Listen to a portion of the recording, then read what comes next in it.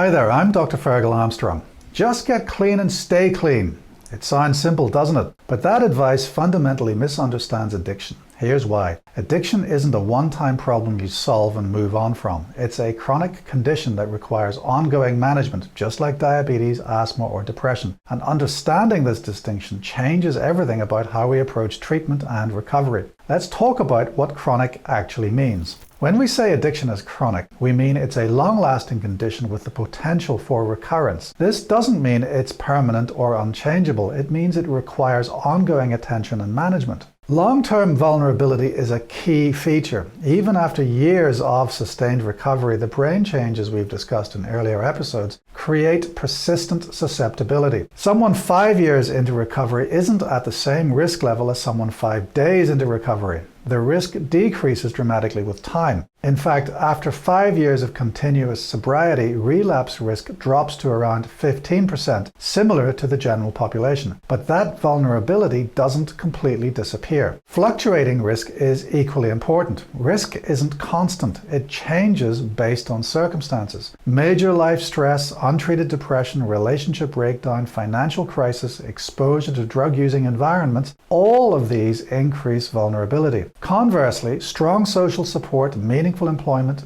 treatment of co-occurring conditions, active engagement in recovery activities, these all decrease risk. This fluctuation is why just stay clean is inadequate advice. It's not just about avoiding the substance, it's about actively managing the multiple factors that influence vulnerability at any given time. The chronic disease model isn't just a metaphor, the data support it directly. Addiction relapse rates are 40 to 60%, hypertension and asthma relapse rates 50 to 70%, diabetes 40 to 60%. These are remarkably similar. Type 1 diabetes means that someone with diabetes manages blood glucose daily through insulin, diet, exercise, and monitoring. When they experience high blood sugar, we don't say they failed at diabetes management. We adjust the treatment plan. They're living with a chronic condition that requires ongoing attention. In asthma, someone with asthma manages their condition through preventative medications, avoiding triggers, having rescue inhalers available. When they have an exacerbation requiring increased treatment, we don't say they weren't trying hard enough. We recognize that asthma is variable and requires responsive management. Depression. Someone managing depression might use medication, therapy, lifestyle interventions, social support. When symptoms worsen requiring treatment adjustment, we understand this as the nature of a chronic mental health condition. The difference is this: we accept that diabetes, asthma, and depression are chronic conditions requiring ongoing care. We need to apply the same framework to addiction. When someone's addiction symptoms recur, it's not a moral failure. It's the nature of the chronic condition reasserting itself. If addiction is chronic,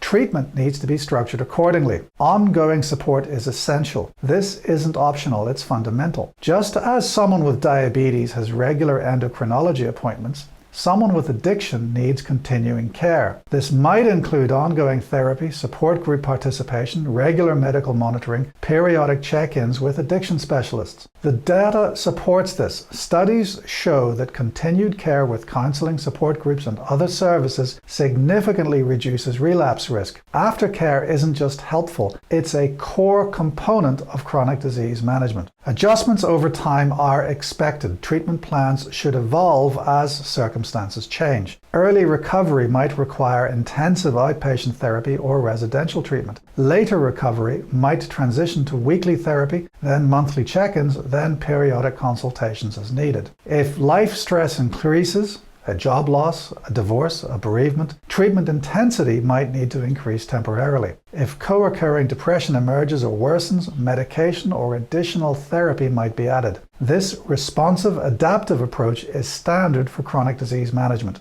The goal isn't perfection. The goal is effective, ongoing management that allows someone to live a full, meaningful life despite having a chronic condition. Here's the critical reframe. Chronic doesn't mean hopeless. About 75% of people who develop an addiction do recover. That's a hopeful statistic. Recovery Research Institute data shows that among US adults who reported having had a significant substance problem, nearly 75% report that they are in recovery or have recovered. Chronic means you manage it. not that you're defeated by it. People live full, productive, meaningful lives with chronic conditions. They work, they have families, they pursue goals, they contribute to their communities, all while actively managing their condition. Management beats cure thinking. Waiting for a complete cure, waiting to feel totally invulnerable to addiction, sets you up for disappointment. Accepting that you're managing a chronic condition and building the systems to do that effectively, that's sustainable. Plan for the long term. Build your support systems. Expect that you'll need ongoing care. Adjust your treatment as life changes. This is what chronic disease management looks like,